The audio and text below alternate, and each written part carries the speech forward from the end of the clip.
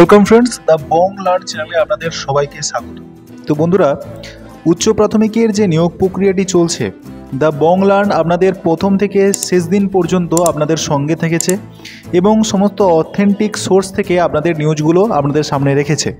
তো সেইভাবে আজকে দুটো আপডেট আপনাদের সামনে আনতে চলেছি, যেখানে দুটো আপডেটে আপনারা জানতে পারবেন যেখানে উচ্চ প্রাথমিকে বিভিন্ন জায়গা থেকে যে অভিযোগ আসছিল সেই অভিযোগের অবসান ঘটছে এবং মসৃণভাবে নিয়োগ প্রক্রিয়াটি চলেছে।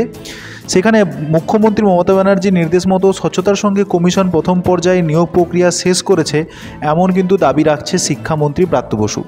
এবং পরের আপডেটটিও জানবো, যেখানে কিন্তু উচ্চ প্রাথমিকে স্কুলে যোগ দিতে আবার বিভিন্ন হয়রানির শিকার হচ্ছে। আগের আপডেটটা যা রয়েছে ঠিক তার অপোজিট আপডেটটা কিন্তু রয়েছে, সেখানে কিছু অভিযোগ উঠে এসছে। তো সম্পূর্ণটা জানবো কোথায় কী অভিযোগ এবং কেন।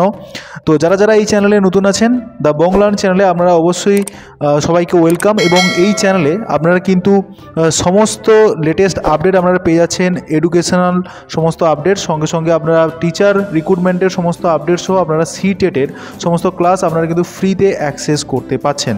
তো যারা এই চ্যানেল নতুন, অবশ্যই চ্যানেলটাকে আপনারা সাবস্ক্রাইব করে রাখুন, কারণ এই চ্যানেল আপনাদের ক্ষেত্রে শিক্ষক নিয়োগের প্রক্রিয়া থেকে আরম্ভ করে সমস্ত লেটেস্ট আপডেটগুলো পেতে সাহায্য করছে। চ্যানেলটা যথেষ্ট আপনাদের উপকারে আসবে, তো অবশ্যই চ্যানেলটাকে আপনারা সাবস্ক্রাইব করে রাখুন।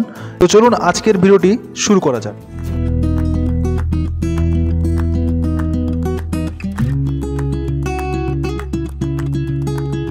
আপনাদের সামনে যে বিজ্ঞপ্তিটি রাখছি সেটা কিন্তু আজকাল পত্রিকা থেকে আগামীকাল প্রকাশিত হয়েছে 2 তারিখে।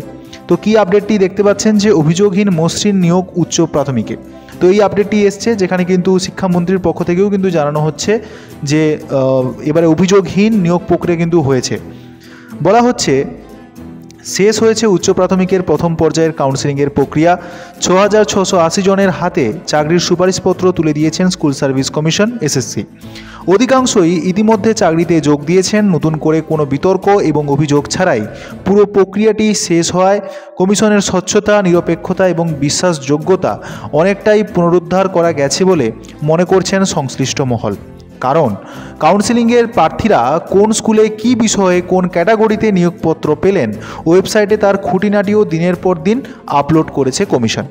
এমনকি 765টি শূন্যপদ নিয়ে স্কুল ডিআই এবং স্কুল শিক্ষা দপ্তরের ভুলে যে জট তৈরি হয়েছিল সে বিষয়েও কিন্তু কাউন্সেলিং চলাকালীনই প্রয়োজনীয় সংশোধন করে শূন্যপদের তালিকা প্রকাশ করা হয়েছে।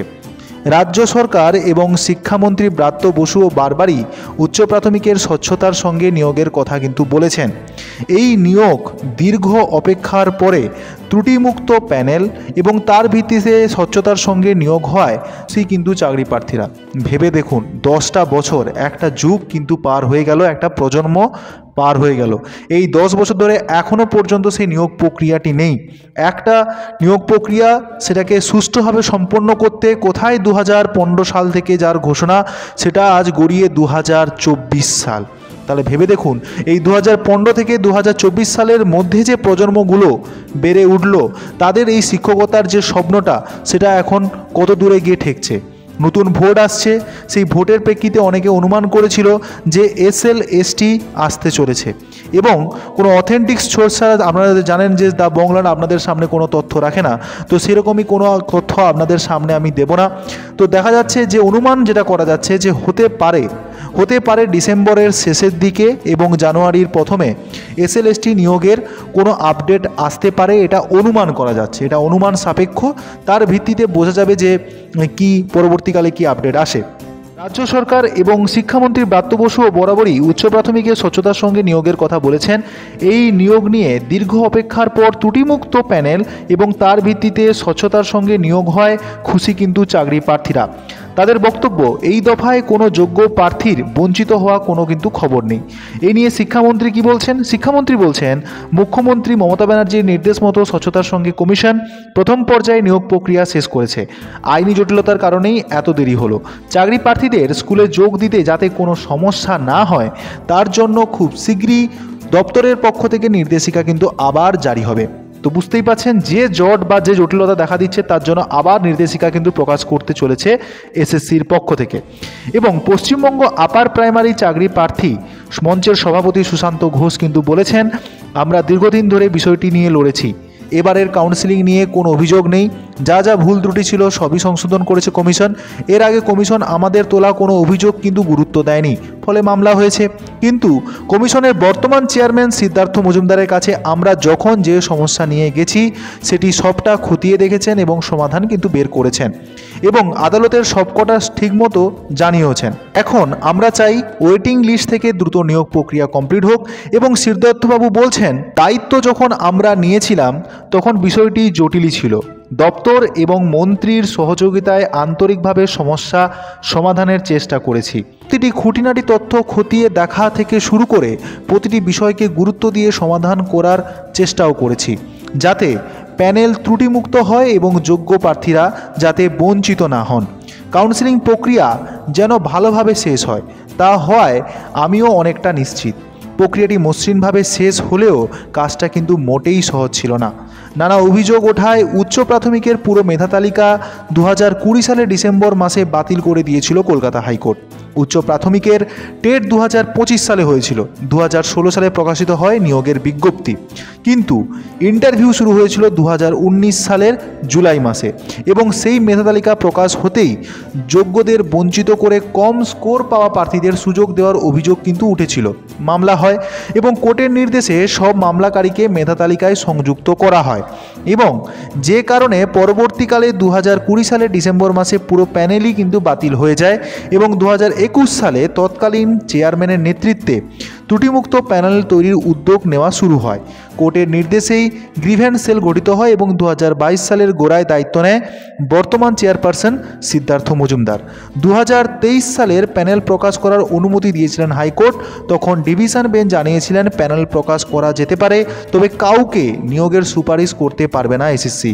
তারপর মামলাটি যায় নতুন ডিভিশন বেঞ্চে। অবশেষে এ বছরে আগস্ট মাসে জট কাটে। 14,000-এর বেশি শূন্য পদে নিয়োগের জন্য নতুন করে মেধা তালিকা প্রকাশের নির্দেশ দেয় আদালত। এই রায়ের পরিপ্রেক্ষিতে ঘোষিত 14,339টি শূন্য পদের জন্য 13,962 জনের প্যানেল প্রকাশ করে কমিশন। প্রথম দফায় কাউন্সিলিংয়ের ডাক পান 8,749 জন। তার মধ্যে কাউন্সিলিং প্রক্রিয়ায় অংশ নিয়ে চাকরির সুপারিশপত্র পেয়েছেন 6,680 জন, যার মধ্যে আপনাদের আগের একটা ভিডিওর মাধ্যমে আমি জানিয়ে দিয়েছিলাম 2,069 জন কিন্তু অনুপস্থিত ছিলেন এবং সেটিকে প্রত্যাখ্যান করেছিলেন। অপেক্ষামানের অর্থাৎ ওয়েটিং লিস্টের তালিকা রয়েছেন 5,213 জন। ওয়েটিং লিস্ট এবং অনুপস্থিতির তালিকা থেকে শূন্য পদে ফের কাউন্সিলিং হওয়ার কিন্তু কথা কিন্তু ডিসেম্বরের মাঝামাঝি। তো আপনারা জানেন আমি কিন্তু আপনাদের এই চ্যানেলের মাধ্যমে কিন্তু আগে জানিয়েছিলাম যে ডিসেম্বরের মাঝামাঝি ওয়েটিং লিস্ট থেকে কিন্তু আপনাদের রিক্রুটমেন্টের প্রসিডিওরটি হতে চলেছে।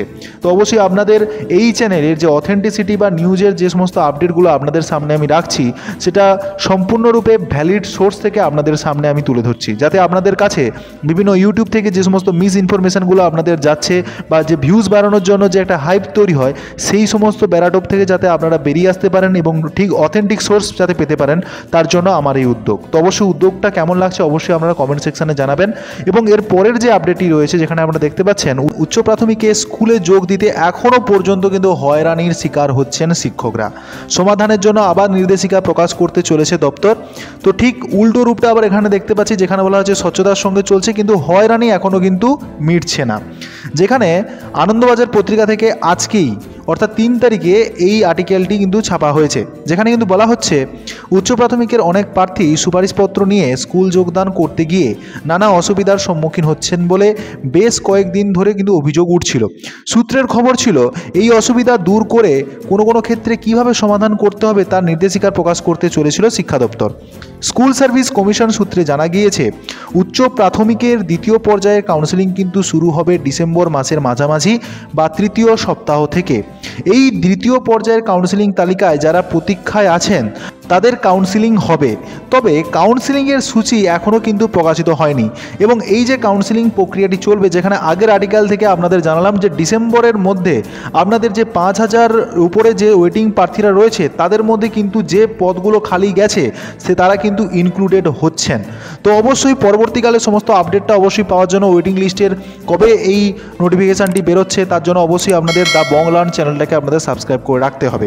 তো চাকরি প্রার্থীরা জানাচ্ছেন অসুবিধা নানা নানাবিধ, যেমন অনেক স্কুলের ম্যানেজিং কমিটি বা পরিচালন সমিতির মেয়াদ কিন্তু ফুরিয়ে গেছে। প্রশ্ন উঠেছে, সেই সমস্ত স্কুলের চাকরি প্রার্থীরা স্কুল সার্ভিস কমিশনের সুপারিশপত্র নিয়ে এলে তাদের নিয়োগপত্র দেবে কে? উচ্চ প্রাথমিকের নিয়োগপত্র দেওয়ার কথা স্কুল ম্যানেজিং কমিটির।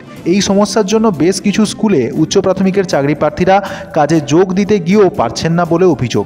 তবে অভিযোগ অস্বীকার করে শিক্ষা দপ্তরের কর্তারা কিন্তু জানাচ্ছেন, কোনো স্কুলের ম্যানেজিং কমিটি না যদি পারমিশন দিয়ে থাকে তাহলে সেই স্কুলের প্রধান শিক্ষক অথবা জেলা স্কুল পরিদর্শক বা ডিআইকে তিনি তা জানাবেন এবং DI commissioner of school education অনুমতি নিয়ে ওই প্রার্থী কিন্তু স্কুলে ডাইরেক্ট অনুমতি নিয়ে যোগদান করতে পারেন। এখানে দেরি হওয়ার কিন্তু কথা নয়। কোথাও আবার অষ্টম শ্রেণী পর্যন্ত নবনির্মিত স্কুলে প্রশাসক না থাকায় কে নিয়োগপত্র দেবেন সে নিয়েও কোনো নির্দেশিকা জেলা স্কুল পরিদর্শকের অফিস থেকে আসেনি। ফলে সেই সমস্ত স্কুলেও দেরি হচ্ছে। অনেক স্কুলে আবার শিক্ষক যোগ দিতে গিয়ে দেখছেন সেই স্কুলে আগেই বদলির মাধ্যমে ওই বিষয়ের শিক্ষক একই রস্টারে আছেন। সমস্যা হচ্ছে সেখানেও। এছাড়া প্রার্থীরা নানান নামের ভুল ত্রুটি থাকার ফলেও কিন্তু স্কুলে যোগদান করতে বা চাকরিতে যোগদান দিতে তাদের কিন্তু অসুবিধার সম্মুখীন তারা কিন্তু হচ্ছেন। স্কুল সার্ভিস কমিশনের এক কর্তা বলেন, আমাদের তরফ থেকে যেগুলি সংশোধনযোগ্য সেগুলি সংশোধন করার জন্য নির্দেশিকা জারি করা হচ্ছে এবং বাকি সমস্যাগুলি আমরা শিক্ষা দপ্তরকে জানিয়েছি। পশ্চিমবঙ্গ আপার প্রাইমারি চাকরি প্রার্থীরা মঞ্চের সভাপতি সুশান্ত ঘোষ বলেন, ভুলগুলি সংশোধন করার বিষয়ে এসএসসি উদ্যোগী হলেও অনেক সময় জেলা স্কুল পরিদর্শকের উদ্যোগের অভাবে যোগদানে দেরি হচ্ছে এবং জেলা স্কুল পরিদর্শকে আমরা আরও বেশি উদ্যোগী হতে আর্জি জানাচ্ছি। কিন্তু ভেবে দেখুন তো, টানা একটা যে 2015 থেকে যে নিয়োগ প্রক্রিয়াটি চলছে তার একটি দুর্নীতিমুক্ত একটি স্বচ্ছভাবে নিয়োগ প্রক্রিয়াটি চলার জন্য যার বয়স হয়ে গেছে 2024, যেখানে 2000-এর ওপরের প্রার্থী তারা কিন্তু চাকরি নিতে বা চাকরি গ্রহণে অস্বীকার করেছেন। তার কারণটা কি? এই যে 2015 থেকে 2024-এ যে বয়সের যে ভার, সংসারের যে চাপ, তার জন্য যে একটা মানুষ স্বপ্ন দেখেছিল শিক্ষকতার পেশাটাকে নিজেদের জীবনে বেছে নেওয়ার কারণে, সেটা কি তাদের ভুল ছিল যে তার জন্য তারা বিকল্প পথ বেছে নিয়েছিল এবং অবশেষে তারা হয়তো এই কাজটা, তাদের স্বপ্নের কাজটা কিন্তু তারা বাধ্য হয়ে ছাড়তে বাধ্য হয়েছে। তো এছাড়া এখনও পর্যন্ত এই 2015 থেকে আজকে 2024 হতে যায়, সেখানে কিন্তু অনেক শিক্ষক মহল প্রশ্ন তুলছে এর মাঝে আর কোনো কেন পরীক্ষা নিতে পারেনি রাজ্য সরকারের তরফ থেকে বা স্কুল শিক্ষা দপ্তর থেকে, তা কেন এরকম হয়েছে। আরও একটা রিলিভেন্ট যদি প্রশ্ন আমি করি যে এখন বর্তমানে SLST স্ট্যাটাস কি, সেটা কিন্তু অনেকে জানতে চাইছে। আরও একটা যেটা প্রশ্ন, যেটা কিন্তু এই প্রশাসনের পক্ষ থেকে বা স্কুল শিক্ষা দপ্তর থেকে যে প্রশ্নটা এই সমস্ত কিছু ব্যারাটপের মধ্যে উঠে আসছে, যেখানে আপনারা ভেবে দেখুন স্কুলে জয়েন করতে, যদি স্কুলে শিক্ষকদের জয়েন করতে যদি এত হয়রানির শিকার হয় যার জন্য অনেক তথ্য যেগুলো এখনও স্কুল শিক্ষা দপ্তরের কাছে পৌঁছয়নি, তাহলে যেই স্কুলে পাঠদান চলছে, যেখানে স্কুলের শিক্ষকরা এইরকম হয়রানির শিকার হচ্ছে, তো সেই সমস্ত স্কুলে যে সমস্ত শিক্ষার্থীরা পড়ছে তাদের কতটা ইনফরমেশান ওই স্কুল শিক্ষা দপ্তরে গিয়ে পৌঁছচ্ছে, এই প্রশ্ন কিন্তু থেকেই যাচ্ছে এবং এই প্রশ্ন রাখছেন বিভিন্ন শিক্ষক গবেষক বা বিভিন্ন শিক্ষামহল।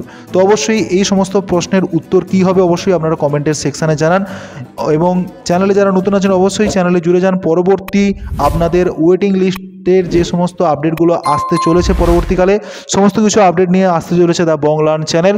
তো অবশ্যই চ্যানেলের সঙ্গে যারা নতুন আছেন অবশ্যই যুক্ত হয়ে যান এবং ভিডিওটি ভালো লাগলে অবশ্যই ভিডিওটিকে লাইক করতে ভুলবেন না। দেখা হচ্ছে নতুন কোনো ভিডিওতে, ততক্ষণ পর্যন্ত সবাই ভালো থাকুন।